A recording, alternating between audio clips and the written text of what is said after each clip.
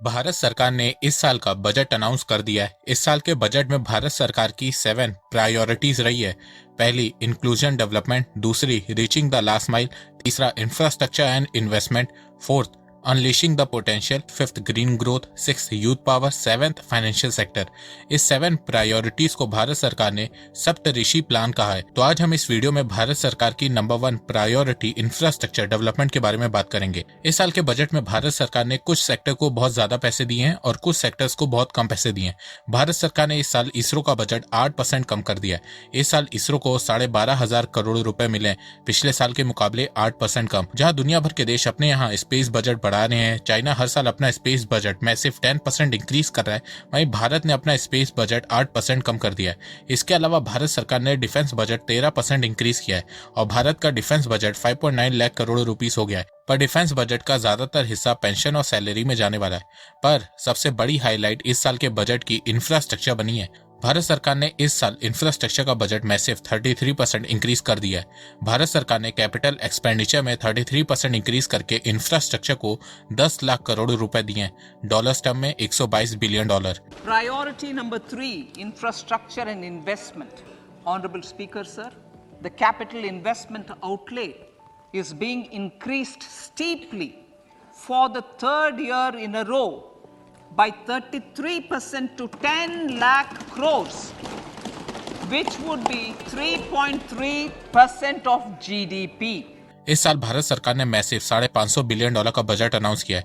वैसे इतनी तो पाकिस्तान की जीडीपी नहीं है जितना भारत का इस साल का बजट है।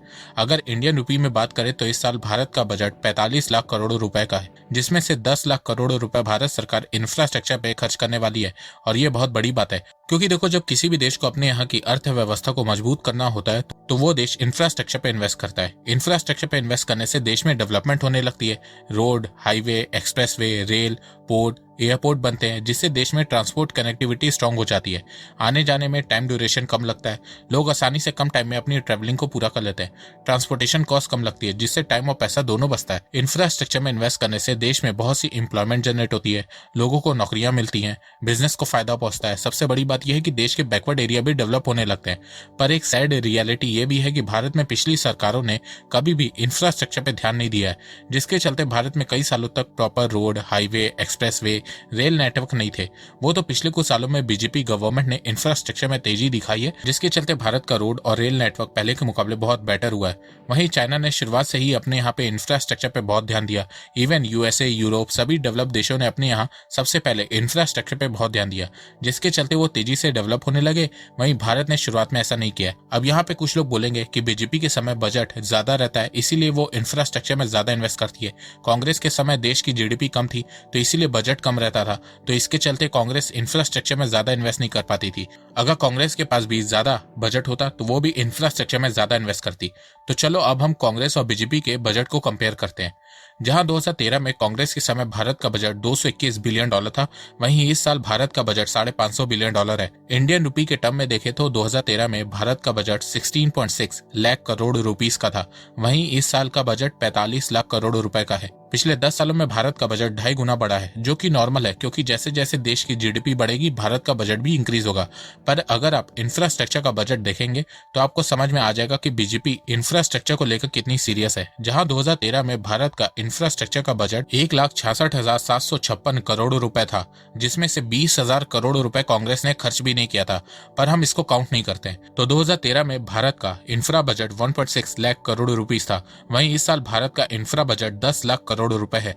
पिछले 10 सालों में भारत का टोटल बजट 2.5 गुना बढ़ा है, पर वहीं इंफ्रा बजट 6 से 7 गुना बढ़ा है। जहां 2013 में भारत का infra budget 1.6 lakh crore rupees था, 2016 में यह बढ़ के 2.5 लाख करोड़ रुपए हो गया था। वहीं पिछले साल ये बढ़ के 7.3 लाख करोड़ रुपीस हो गया था, वहीं इस साल ये बढ़ के 10 लाख करोड़ रुपए हो गया।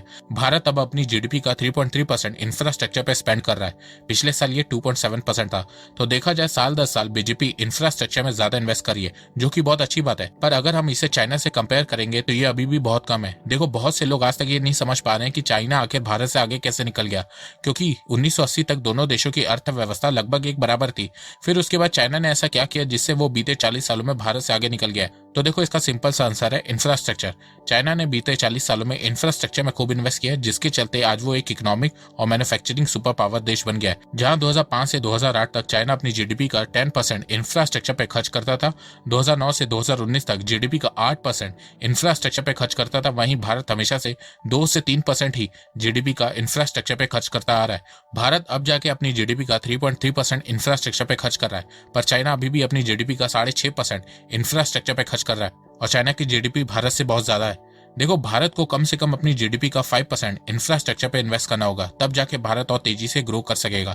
इकोनॉमिक सर्वे के मुताबिक अगर भारत को $5 ट्रिलियन की इकोनॉमी बनना है तो उसे इंफ्रास्ट्रक्चर पे $1.4 ट्रिलियन खर्च करना होगा। इसी सर्वे के मुताबिक अगर भारत को 2032 तक $10 ट्रिलियन की इकोनॉमी बनना है तो उसे हर साल अपनी जीडीपी का 7 से 8% इंफ्रास्ट्रक्चर पे स्पेंड करना होगा। भारत को हर साल इंफ्रास्ट्रक्चर पे कम से कम $200 बिलियन खर्च करना होगा, तब जाके भारत तेजी से $10 ट्रिलियन की इकोनॉमी बन पाएगा। पर इस समय भारत $122 बिलियन ही इंफ्रास्ट्रक्चर पे स्पेंड कर रहा है, जो कि बहुत कम है। तो भारत को किसी भी तरह से अपने इंफ्रा के बजट को और बढ़ाना होगा और मुझे लगता है कि नेक्स्ट ईयर ये और तेजी से बढ़ेगा। अब बात करते हैं रेलवे बजट की। तो देखो जिस तरह भारत सरकार ने इस साल इंफ्रास्ट्रक्चर का बजट 33% इंक्रीज किया है, उसी तरह इस साल भारत सरकार ने रेलवे का बजट 51% इंक्रीज किया है। इस साल भारत सरकार ने रेलवे को 2.4 लाख करोड़ रुपीज दिए हैं। पिछले साल के कंपैरिजन 51% ज्यादा पैसे दिए हैं और कांग्रेस के टेन्योर के मुकाबले 9 गुना ज्यादा पैसे दिए हैं। कांग्रेस ने अपने लास्ट बजट में रेलवे को सिर्फ 28,000 करोड़ रुपए दिए थे, वहीं इस बार बीजेपी ने 2,40,000 करोड़ रुपए दिए हैं। रेलवे के बजट इंक्रीज होने से रेलवे का मॉडर्नाइजेशन भी बहुत तेजी से होने वाला है। जहां कांग्रेस के समय में ट्रैक डबलिंग की कंस्ट्रक्शन के लिए साल भर में 2,461 करोड़ रुपए दिए जाते थे, वहीं इस साल 30,700 करोड़ रुपए दिए जाएंगे। रेलवे के ब्रिज वर्क के लिए कांग्रेस के समय 351 करोड़ रुपए दिए जाते थे, वहीं इस साल 1,255 करोड़ रुपए दिए जाएंगे। ट्रैक के रिन्यूअल के लिए कांग्रेस के समय 4,900 करोड़ रुपए दिए जाते थे, वहीं इस साल 17,200 करोड़ रुपए दिए जाएंगे।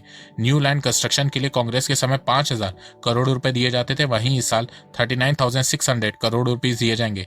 रोलिंग स्टॉक के लिए कांग्रेस के समय 16,000 करोड़ रुपए दिए जाते थे, वहीं इस साल 51,510 करोड़ रुपए दिए जाएंगे।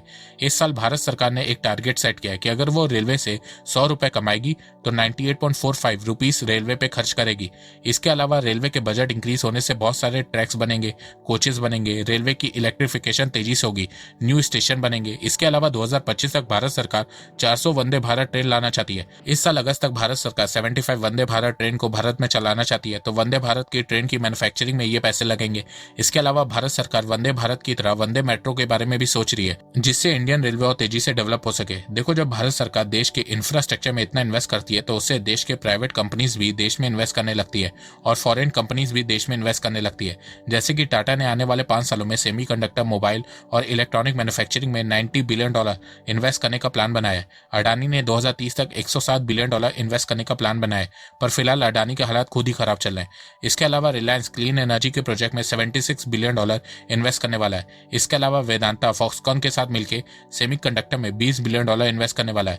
भारत का पहला सेमीकंडक्टर प्लांट गुजरात में लगने वाला है। इसके अलावा भारत में फॉरेन इन्वेस्टमेंट भी बहुत तेजी से बढ़ रही है। आप देख रहे होंगे कि भारत का फॉरेन डायरेक्ट इन्वेस्टमेंट भी तेजी से बढ़ रहा है। बहुत सी कंपनीज अपना मैन्युफैक्चरिंग प्लांट चाइना से भारत में शिफ्ट कर रही हैं। तो अगर ऐसे ही भारत सरकार हर साल इंफ्रास्ट्रक्चर का बजट इंक्रीज करती रहेगी तो बहुत सारी कंपनी जल्दी जल्दी इंडिया में मैन्युफैक्चरिंग प्लांट खोलेंगी, जिससे एम्प्लॉयमेंट भी बढ़ेगी और साथ में लोकल कंपनीज को भी फायदा पहुंचेगा और जिससे ओवरऑल भारत ही तेजी से डेवलप होगा। तो दोस्तों मुझे लगता है कि अब आपको सब समझ में आ गया होगा। तो अगर आपको ये वीडियो पसंद आए तो आप इस वीडियो को लाइक कीजिए और अब आप मुझे सपोर्ट भी कर सकते हैं पेट्रियन और यूट्यूब में ज्वाइन बटन के थ्रू। एक बात मैं कहना चाहता हूँ, आप जितनी मेरी वीडियोस को शेयर करेंगे उतनी ही रीच मेरी बढ़ेगी और उतने ही लोग मेरे से जुड़ेंगे। तो वीडियो को शेयर करना, चैनल को सब्सक्राइब करना बिल्कुल भी मत भूलिएगा। मैं ऐसे ही एजुकेशनल वीडियोस लाता रहूंगा आप लोगों के लिए। तो अभी तक के लिए बस इतना ही। धन्यवाद। जय हिंद, जय भारत।